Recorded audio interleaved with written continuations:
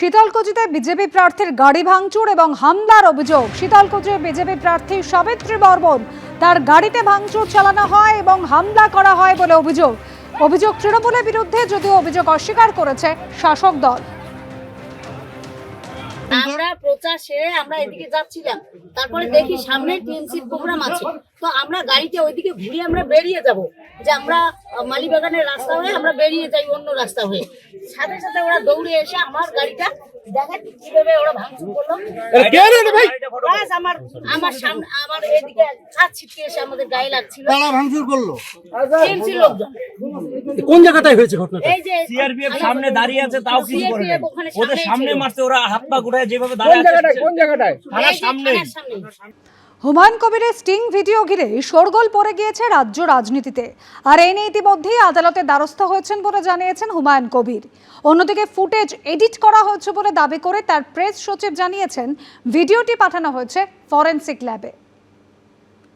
मेरा जो ऑप्शन रहेगी, मैं जो 1000 करोड़ रुपया आपको मांगते हैं ना, वही आपको यही बोलते हैं जितना जल्दी है 200 करोड़ दे दीजिए। ভোটের মুখে এই ভিডিওই এখন রাজ্য রাজনীতির কেন্দ্রবিন্দুতে। তৃণমূল যখন এই ভিডিওকে হাতিয়ার করে লাগাতার নিশানা করছে, তখন অন্যদিকে আইনের দ্বারস্থ হয়েছেন আম জনতা উন্নয়ন পার্টির চেয়ারম্যান।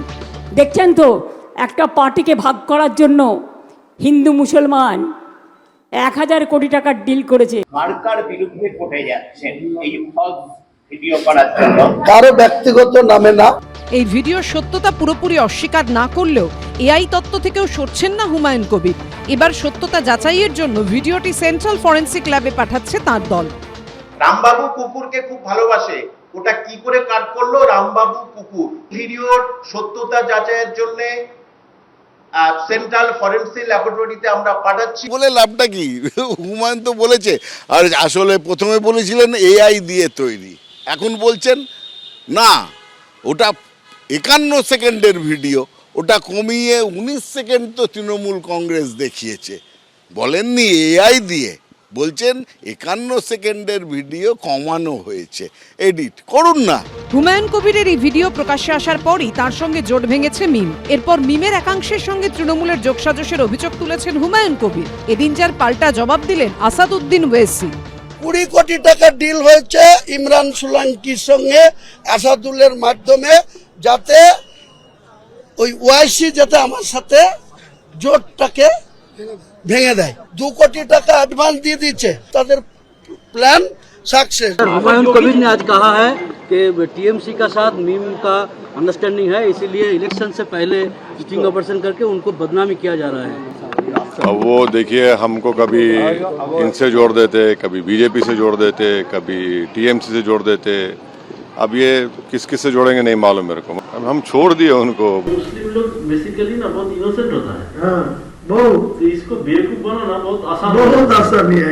उसी सबको মিম আর আমজনতা উন্নয়ন পার্টির জোট ভেস্তে গেছে, কিন্তু এই স্টিং ভিডিওকে কেন্দ্র করে তৃণমূল বিজেপির তরজা থামছে না। দেখছেন তো, একটা পার্টিকে ভাগ করার জন্য হিন্দু মুসলমান 1000 কোটি টাকার ডিল করেছে। তার জন্য আবার আমোদি বাবুকে রাস্তায় নামতে হয়েছেন। তিনি বলছেন এটা নাকি আর্টিফিশিয়াল, যে করেছে সে বলছে ভিডিওটা সত্য। তাহলে আপনি কত শাক দিয়ে মাছ ডাকবেন? অনেক টাকা না? প্রত্যেক মুহূর্তে জামা বদলিয়ে ফেলছেন যিনি ওই সিনেমায় যিনি অভিনয় করছেন, হুমায়ুন বাবু। তাড়াহুড়োতে দুর্বল চিত্রনাট্য। যিনি নির্দেশক, যিনি নাট্যকার, যিনি সংলাপ রচনা করেছেন এবং যিনি অভিনয় করেছেন, 4 জনের কেউ এটাকে বাঁচিয়ে রাখতে পারলেন না। বাঙালি বুঝতে পারছে এর থেকে ডক্টর কিছু আর হয় না। মমতা বন্দ্যোপাধ্যায় কি করতে পারেন আর কি করতে পারেন না, আপনি আমরা যারা পশ্চিমবঙ্গের অধিবাসী তারা খুব ভালো বুঝতে পারি। 1.5 দশক 15টা বছর তো মিথ্যের ওপরে চললো, আর একটা নতুন মিথ্যে কি এলো গেল? এই স্টিং ভিডিও কি উল্টে দিতে পারে একাধিক কেন্দ্রের ভোটের হিসেব? বলবে সময়। পার্থপ্রতিম ঘোষ, প্রদ্যোৎ সরকার ও ঐশী মুখোপাধ্যায়, এবিপি আনন্দ। ভোটের আগে ফের উত্তপ্ত ভবানীপুর। নির্বাচন কমিশনের বিরুদ্ধে বিজেপির হয়ে কাজ করা এবং বেছে বেছে তৃণমূলে পোস্টার খোলার অভিযোগে বিক্ষোভ দেখান তৃণমূল কর্মীরা।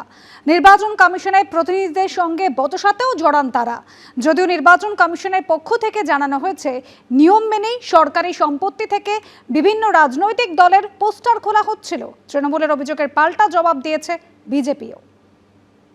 নির্বাচন কমিশনার বিজেপির হয়ে কাজ করছে। রাজনৈতিক পরাজয় নিশ্চিত জেনে যে ধরনের মনোভাব তারা দেখাচ্ছে। ২৬ বিধানসভা ভোটের ভরকেন্দ্র ভবানীপুর। হাই ভোল্টেজ এই কেন্দ্রে সম্মুখ সমরে মমতা বন্দ্যোপাধ্যায় বনাম শুভেন্দু অধিকারী। ভোটের আগে ক্রমশ উত্তপ্ত হচ্ছে ভবানীপুরের মাটি। রবিবার সরকারি জায়গায় রাজনৈতিক দলের পোস্টার খোলাকে কেন্দ্র করে ছড়ায় উত্তেজনা।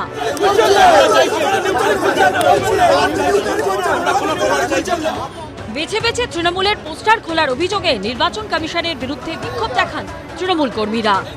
নির্বাচন কমিশনের তরফ থেকে ভবানীপুর অঞ্চলে সেখানে কিন্তু বিভিন্ন সরকারি জায়গায় যেসব দলীয় পোস্টার বিভিন্ন দলের রয়েছে সে দলীয় পোস্টার ব্যানার এগুলো খোলার কাজ চলছিল এবং সেখানেই কিন্তু তৃণমূল কংগ্রেসের পক্ষ থেকে অভিযোগ করা হচ্ছে যে ভবানীপুরে নির্বাচন কমিশন কিন্তু বেছে বেছে শুধুমাত্র তৃণমূল কংগ্রেস কর্মী সমর্থকদের যে পোস্টার এবং ব্যানার দেওয়া ছিল সেই সবগুলোই খুলছে। এটা দেখুন সরকারি জায়গায় লাগানো আছে, এই হোর্ডিংটা ওই মনের মাথায় দেখুন হোর্ডিং লাগানো আছে। ইলেকশন কমিশনের যে লোক আছে তারা কিন্তু একদিকে টেনে কাজ করছে, বিজেপির হয়ে টেনে কাজ করছে। ঘটনাকে ঘিরে উত্তপ্ত হয়ে ওঠে এলাকা।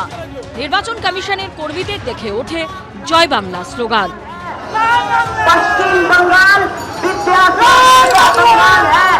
বিজেপির পোস্টার খোলা হচ্ছে না। আমি আবার বলছি, নির্বাচন কমিশনার পক্ষপাত দুষ্ট কাজ করছে। বিজেপি প্রত্যেকটা কাজ করছে মমতা বন্দ্যোপাধ্যায় ব্যানারের ওপরে, ওরা ওদের ঝান্ডা লাগাচ্ছে। বিজেপি কিন্তু এই নোংরা রাজনীতি করছে। তৃণমূলের এই অভিযোগ অবশ্য মানতে নারাজ বিজেপি। আমাদেরও ব্যানার লাগানো হয়েছে, সেইভাবে খুলে দেওয়া হয়েছে, রিমুভ করে দেওয়া হয়েছে। এই সরকারি সম্পত্তির উপর ব্যানার লাগানো যায় না, এটা নিয়ম। তারা যদি এই নিয়মটা ভুলে যান, রাজনৈতিক পরাজয় নিশ্চিত জেনে যে ধরনের মনোভাব তারা দেখাচ্ছে প্রতিনিয়ত, বাংলার বুকে একটা অযথা টেনশন তৈরি করতে চাইছেন, কিন্তু মানুষ এই ভয় পাবে না। খবর পেয়ে ঘটনাস্থলে আসে ভবানীপুর থানার পুলিশ, ছিল কেন্দ্রীয় বাহিনীও। নির্বাচন কমিশনের পক্ষ থেকে জানানো হয়েছে নিয়ম মেনেই সরকারি সম্পত্তিতে বিভিন্ন রাজনৈতিক দলের পোস্টার খোলার কাজ চলছিল। হিন্দলদের রিপোর্ট, এবিপি আনন্দ, কলকাতা।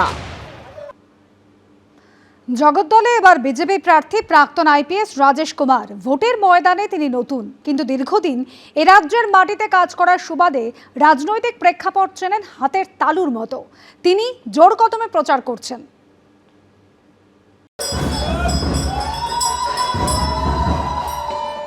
রাজনীতির কাছাকাছি ছিলেন না কখনোই। দীর্ঘ ক্যারিয়ারে সামলেছেন রাজ্য প্রশাসনের নানান গুরুদায়িত্ব। এমনকি কলকাতা তাকে পেয়েছে পুলিশ কমিশনার হিসেবেও। পোড় খাওয়া প্রশাসনিক কর্তা, এ রাজ্যে কাজ করার দীর্ঘ অভিজ্ঞতা রয়েছে তার। পশ্চিমবঙ্গের ধাঁচ জানেন, ছাঁচ জানেন। সেই প্রাক্তন আইপিএস রাজেশ কুমারকেই এবার জগদ্দলে প্রার্থী করেছে বিজেপি। তার বিপরীতে তৃণমূলের প্রার্থী হয়েছে সেখানকার বিদায়ী বিধায়ক সোমনাথ শ্যাম। এই কেন্দ্রে বামেরা প্রার্থী করেছে ফরওয়ার্ড ব্লকের পারভেজ আহমেদ খানকে। আর কংগ্রেস এখানে টিকিট দিয়েছে মন্দিরা চক্রবর্তীকে। 2021 সালে এই কেন্দ্রে জয়ী হয়েছিলেন তৃণমূলের সোমনাথ শ্যাম। 87,000-এর বেশি ভোট পেয়েছিলেন তিনি। বিজেপি প্রার্থী দ্বিতীয় স্থানে থেকে পেয়েছিলেন 68,000-এর বেশি ভোট। জন্মভূমি বাংলা না হলেও পশ্চিমবঙ্গ তাঁর কর্মভূমি, আর সেই কর্মভূমিতেই এবার তিনি অন্য ভূমিকায়। ভোটের প্রচারে যাচ্ছেন বাড়ি বাড়ি, দিনভর পড়ে রয়েছেন জগদ্দলের মাটি কামড়ে। এত সারা পাওয়া যাচ্ছে, মানুষ স্বতঃস্ফূর্তভাবে আসছেন এবং আশীর্বাদ দিতে আসছেন, নিজের প্রবলেমস বলছে। গাড়ি নিয়ে প্রচারে বেরোচ্ছেন, মাঝপথে নেমে পড়ছেন, চলে যাচ্ছেন অলিগলিতে, কথা বলছেন স্থানীয় কৃষকদের সঙ্গেও।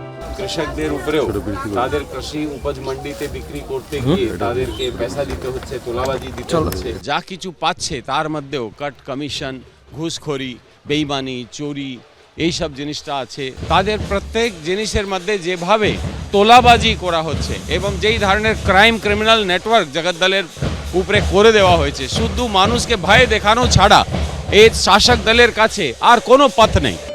উল্টো দিকে মূল প্রতিদ্বন্দ্বী তৃণমূলের সোমনাথ শ্যাম। গত বিধানসভা ভোটে তার জয়ের ব্যবধান ছিল প্রায় 19,000। তাই এবার লড়াই কি এই কেন্দ্রে বেশ কঠিন? লড়াই আমি জানি না, মানুষ মন বানিয়ে নিয়েছে। ওরা এই নির্মম সরকারকে তুলে ফেলার জন্য প্রস্তুত আছে। তো তার মধ্যে কে প্রতিদ্বন্দ্বী আছে আমার ওটাতে কিছু যায় আসে না। আমরা জগদ্দলও জিতছি, পশ্চিমবঙ্গে বিজেপির সরকার গঠন। পোড় খাওয়া পুলিশ অফিসার, বহু অপরাধ দমন করেছেন, কিন্তু এবার নির্বাচনে জিতলে অশান্তির কারণে হামেশাই শিরোনামে আসা জগদ্দলকে সামলাবেন কিভাবে? আইনের শাসন প্রতিষ্ঠিত হতে হবে। এই যে অপরাধীদেরকে মুক্ত রাখা হচ্ছে, তারা যে কোনো মানুষের উপরে যে কোনো ক্রাইম ঘটিয়ে দিতে পারছে, এই জিনিসটা চলতে পারবে না। এখানে জগদ্দলের তো এটা ডিমান্ড আছে, তো ক্রাইম ক্রিমিনাল অ্যাক্টিভিটিজের মধ্যে যারা জড়িত আছে প্রত্যেকের বিরুদ্ধে কড়া ব্যবস্থা নেওয়া হবে। এবার কি জগদ্দল ধরে রাখতে পারবে তৃণমূল, নাকি এই কেন্দ্রে ফুটবে পদ্মফুল? প্রার্থী রাজেশ কুমার অবশ্য জেতার বিষয়ে 100% আশাবাদী। সমীরণ পাল, এবিপি আনন্দ। এবিপি আনন্দ, এগিয়ে থাকে, এগিয়ে রাখে।